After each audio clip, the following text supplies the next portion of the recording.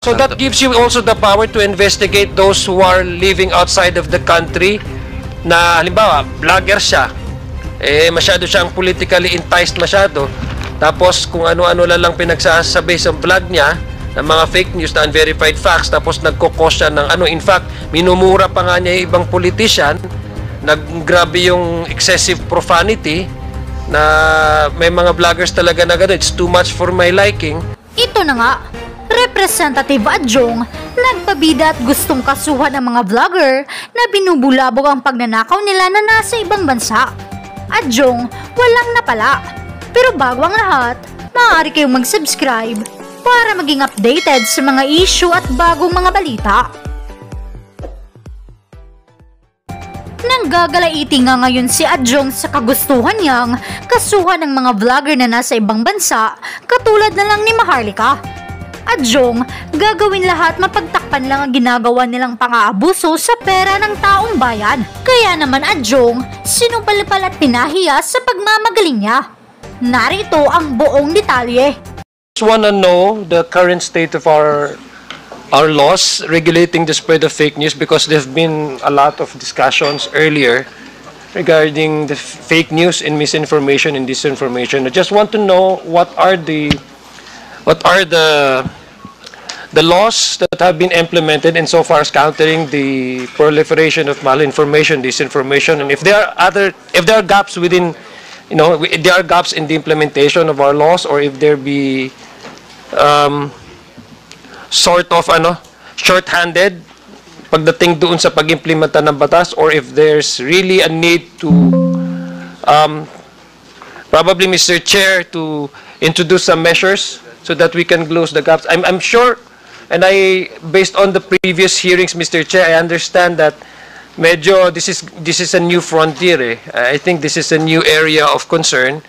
Itong online, that there has to be some sort of an additional measures or mechanism to regulate, anything, or regulate the social media. Mukhang yun ang hindi pa natin nabubigyan ng pansin. So gusto ko lang po malaman from the NBI, and partially these questions have already been answered or been asked, I think, last hearing to the NBI, but just want to go back to some few salient features that we want to find out from NBI on how they deal with misinformation, disinformation. So gusto ko lang po matanong, when it comes to investigating cyber crimes, is NBI the lead agency, or do you have other agencies involved in that? Yeah, good afternoon, Mr. Chair. I am Special Investigator Anthony Alfred Vita from the Technical Intelligence Division of the NBI. My chief, Sir Attorney Raimundo, had to go to the Supreme Court for another engagement. Aside from the NBI, sir, the PNP, we also coordinate with the PNP Anti-Cybercrime Group and also the DICT and the NTC. So which agency is the lead agency when it comes to investigating cybercrimes, filing for the necessary charges? Is it the NBI? Halimbawa, kung ako'y biktima ako ng isang fake news, no? Kung magpapa-investigate ako, magpa-file ako, sa NBI ba ako pupunta, or pwede ako pumunta sa ibang agencies? Yes, NBI lang ba may primary mandate to investigate? Mr. Chair, you can also go to complainants can also go to the Philippine National Police. With the NBI, they can file their complaint with our cybercrime division. So when it comes to investigation, it's the NBI. The NBI is the lead agency, no? Am I correct? We have. It is one of our primary jurisdictions, Mr. Chair.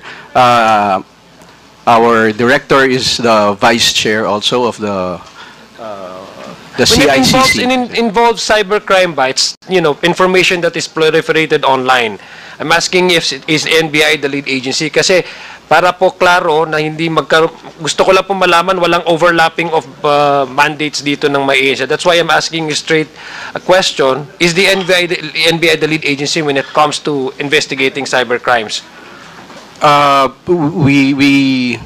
We coordinate with the ACG, sir. Yes. Okay, sige. So, yung sabi kasi ni Director Husilos, yung sa CICC, is it CICC still under the DICT or NBI? It's under the DICT. Under the Mr. Chair. DICT. So, is it a DICT? Is this a council that you do regularly, meet? Or do you also do some investigative work? Mr. Chair, Or do you delegate the investigation to NBI? with regards po to CICC, nagkakandak po sila ng regular meeting. So you don't do with the investigative mountain. work. It's more of a council. You coordinate and you come up with policies, di ba? Yes po, sa part po ng CICC. Now, what we do po sa CICC ngayon is they accept yung mga complaint po nung I know, but cybercrime. yeah. So sino po talaga yung nag-investigate? That's why I'm asking first that basic question. Sinong nag-investigate among all these agencies involved in the issue of cybercrime? Who actually is the lead agency to investigate?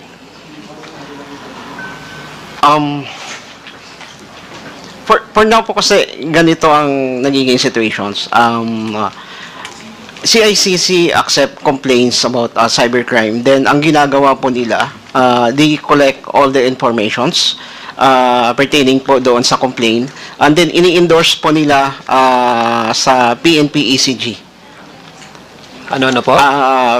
PNP Anti-Cybercrime Group po. Doon nila ini-endorse.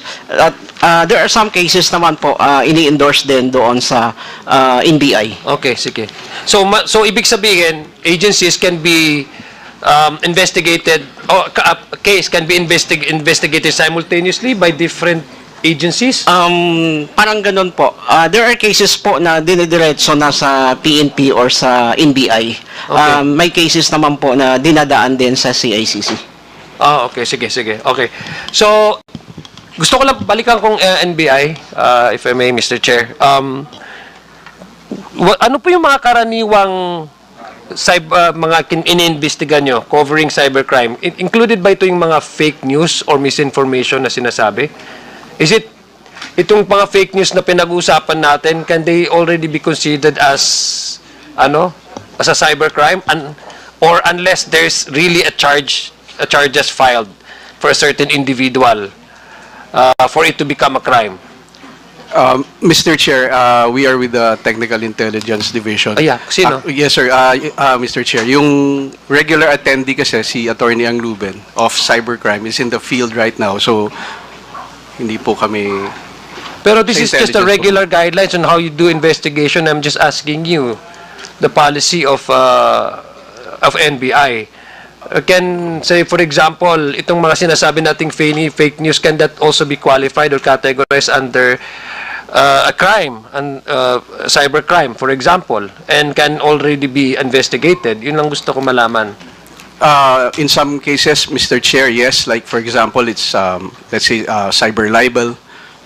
It can be investigated by our cybercrime. Yeah, but if there's, for example, there's no actual charges that has been filed. Kanina nakita nyo po yung yung mga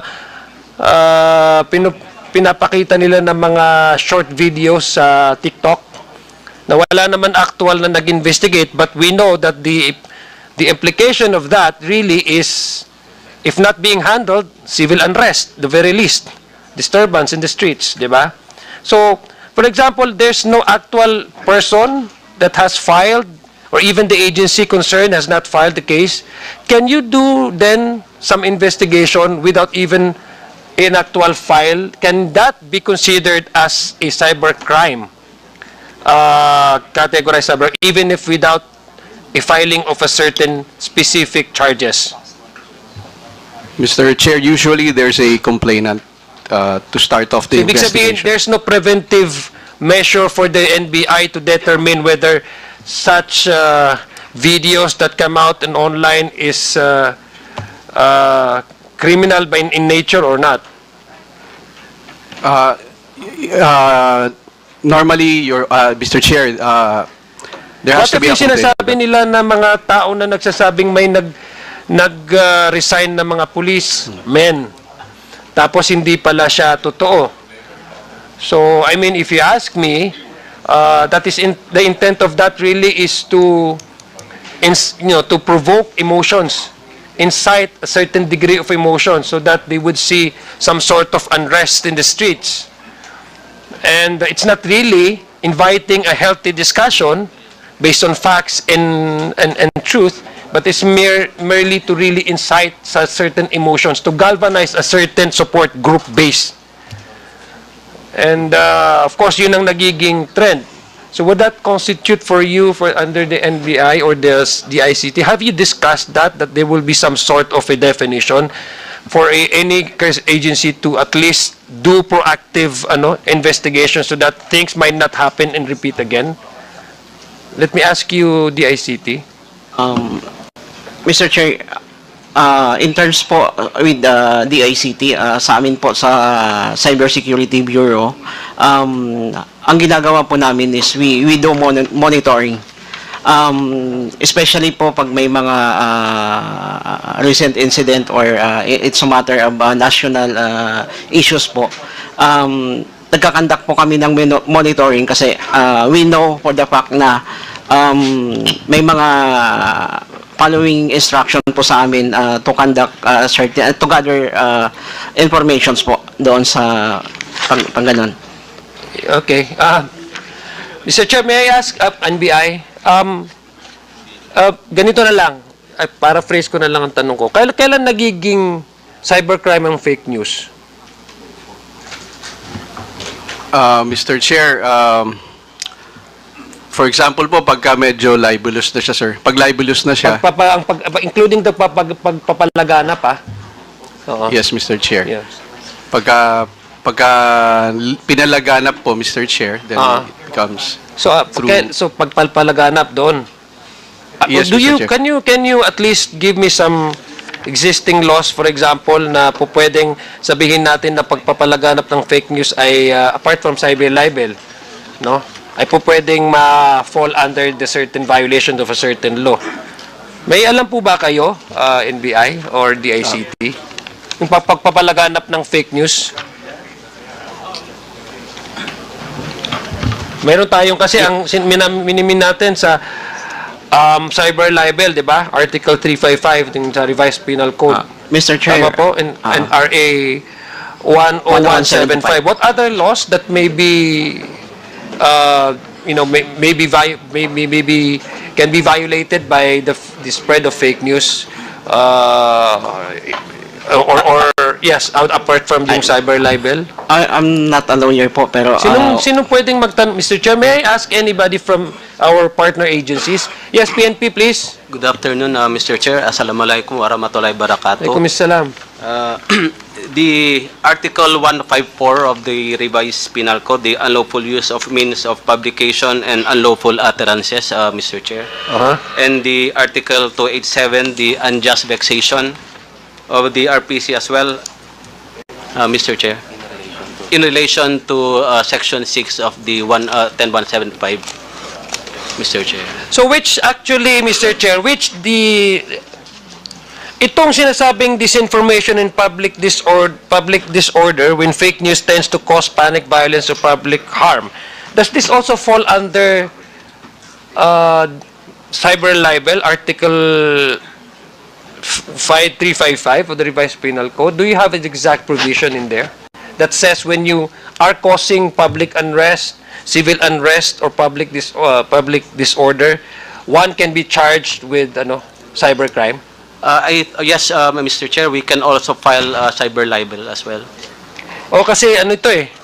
Actually nandun sa RPAC siya eh, 'di ba? Unlawful use of means of publication, etc. Article 154, Yes, Mr. diba? Chair. So there's already that legal basis for the PNP and NBI to do some investigation, even if there's no actual filing of a case. Yes, Mr. Chair. Actually, we do have what we call monitoring or cyber patrolling. And once one of these is libelous or it tantamount to national security, we usually ask for preservation order. So, how many cases have you already filed in that nature? Yung mga fake news na or mga nagpapalaganap na causing disorder, na wala naman talagang legal basis or verified na information na meron, halimbawa, merong 154 na mga policemen na nag-resign because of their disgust over the arrest of the former president, and that's why there's a quite number of policemen who are willing to, to throw away their badges as a sign of protest. Hindi pala totoo. But that, in a way, really caused some civil unrest to some extent.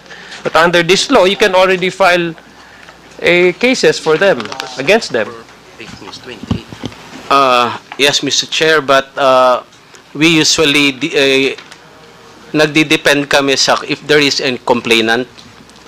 But in the event that there is an absence of the complainant, we usually.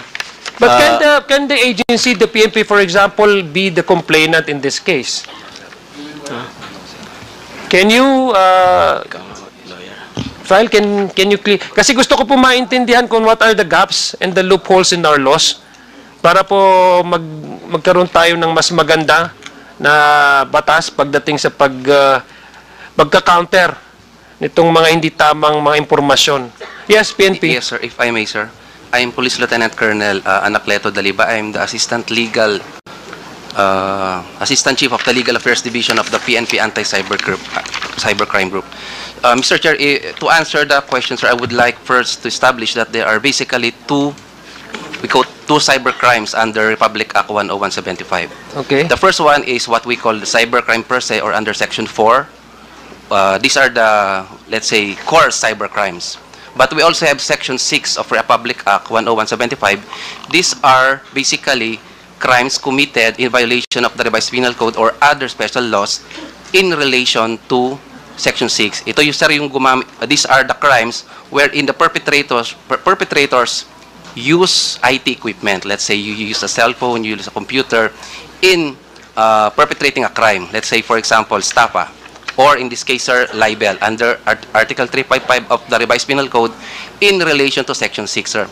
Iba pa po yan dun sa cyber libel na tinatawag naman natin under Section 4 of the RA 10175. Now, pertaining to fake news, for example, we have Article 154 of the Revised Penal Code, which is what we call unlawful utterances or unlawful news. Ito, sir, yung spread unlawful or fake news, technically. But this is perpetrated as a violation of Article 154 of the Revised Penal Code in relation to Section 6 of the Anti-Cybercrime Act. The process of investigation, sir, is that there is a need for a complainant to to file a formal complaint for investigation before us, so that we could docket that for investigation. And then we will be applying for what we call a warrant to disclose computer data. This warrant is akin to an ordinary warrant. Well, we go to court, we ask the court to issue a warrant, and then the court now will issue a warrant authorizing the PNP-ACG or the NBI, as the case may be, to order a service provider to give information regarding... Yeah, well, Mr. Chair, sorry to cut the story short po. So, ibig sabihin, essentially, meron po kayong kapangyarihan to file charges. Yes, sir, but that is initiated through a complainant, officially docketed for investigation. Okay, so if there's no actual complainant, the PNP cannot do anything about that? Unfortunately, sir, we could request for a possible takedown, but it will now depend on the platform or the social media company, for example, Facebook. No, I'm talking about you filing for charges for further investigation. For Yes, example, diba, I have cited to you a specific provision in the law, Yes, sir. and you have concurred that there was indeed, and sinabi mo, you have categorized, there are two classes where you can actually file for a cyber libel. Specifically on the matter of spreading false information that causes civil unrest, public disturbance, etc. Diba? And so that's why I'm asking PNP. In this case, you're very much, not only the PNP, but any law enforcement agencies are very much involved in this, for example, in the possible filing of the crime, because you would be the, ang respondent yung ano, pero kayo yung interested party dito eh. Kasi we're talking of the collective safety of the country eh. Yes, Mr. Chair. However, sir, with regard to the procedure of the National Prosecution Service, they will be looking for a complainant who will be under oath, will be subscribing a complaint. So Okay. that's our limitation, sir, Mr. Okay, Chair. thank you. Now, what about, Mr. Chair, what about po yung mga those Filipino citizens who have been propagating fake news but are operating or being settled in the other countries? Do you also have that jurisdiction over them? Pursuant to, again, sir, RA 10175, when a crime is committed, even if it is beyond the physical territorial jurisdiction of the country, as long as any of the elements of the crime or the devices used can still be located here, for example, the damage, we can investigate. Unfortunately, sir, Mr. Chair, we still need a proper complainant to file a complaint so that we could docket it for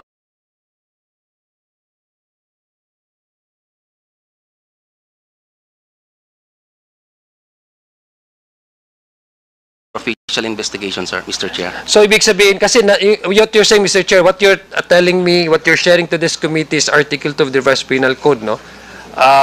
Concept of territoriality, di ba? That there are certain, halimbawa, yung sinabi mo kanina, that there is also some exemption under the general rules. Kasi sabi nila, the criminal laws of the Philippines are only applicable within Philippine territory except when allowed by treaty, committed on Philippine ship or airplane, crimes against Philippine currency, obligation, and securities, importance of the products mentioned. Number 3, those committed by public officials and employees in excess of their function, those committed against national security and law of nation and law in order. Tama po ba? We may use that, sir. However, sir, as of right now, we are only using Republic Act 10175. What's that? Is that the Anti-Cybercrime Act of 2000? So that gives you also the power to investigate those who are living outside of the country na halimbawa, vlogger siya, masyado siyang politically enticed masyado, tapos kung ano-ano lang pinagsasabi sa vlog niya, ng mga fake news na unverified facts, tapos nagkukos siya ng in fact, minumura pa nga niya yung ibang politician, naggrabe yung excessive profanity, na may mga vloggers talaga na gano'n, it's too much for my liking, not just because I'm a Muslim, I'm a conservative, but as a human being, I cannot stand the profanity being expressed in their vlogs. Pero mga Pilipino sila, but they're living abroad. Can they still be subjected to the ones that you're saying? Can they still be subjected for investigation or filing of possible charges? Yes, Mr. Chair. The PNP-ACG can So still how do you investigate. manage to do that? What other partners do you do in terms of further investigation since they are not living within the Philippine territory? Do you also do partnership with the social media platforms that they've been using? Sir, mainly, sir, we have strict coordination with other government agencies just like the DOJ, OOC, sir, and the CICC. We have governmental mechanisms. However, sir, again, one of the challenges is that we need... Please tell me the challenges para alam po namin Yes, paano yung pupunuan namin dito. Thank you, Mr. Chair. We will be needing subscribed documents. We will be needing affidavits. And of course, an affidavit should be subscribed before an authorized person in the country, or if accepted in, let's say, Philippine embassy. That's another in an embassy, in a Philippine embassy located outside the country. If, of course, again, sir, in coordination with the DOJ. So kaya nga, what other agencies do you coordinate? Do you do this PNP alone or is it the NBI? Who's the proper agency tama yung tanong ko po kanina. Sino pong mag-iimbestiga doon? PNP or do you do joint efforts? Mr. Chair, under the law, it's the NBI or the PNP Anti-Cybercrime Group who can conduct investigations, Mr. Chair. So which one is actually the lead agency? There is- Saan ako pupunta? Halimbawa, there is no sa mga lead- ordinary na tao. Either way, either of the Yes, agencies. Mr. Chair. Okay.